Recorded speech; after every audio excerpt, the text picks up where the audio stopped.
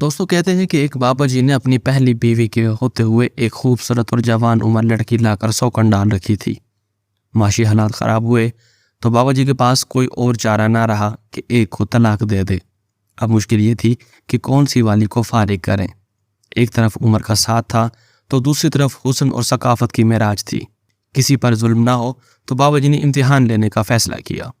बाबा जी ने अपनी दोनों बीवियों को 10-10 हज़ार रुपए दिए और 2 हफ्तों के लिए कहीं बाहर चले गए।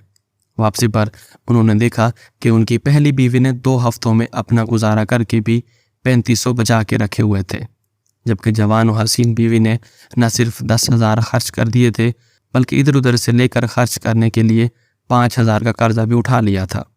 बाबा जी ने फैसला किया कि उनकी पहली बीवी इंतहाई किफ़ायतशार और सलीकामंद है, किसी न किसी तरह अपना गुजारा और खर्चा चला लेगी, मगर ये बेचारी नौजवान बीवी उनके बगैर भूखी मर जाएगी।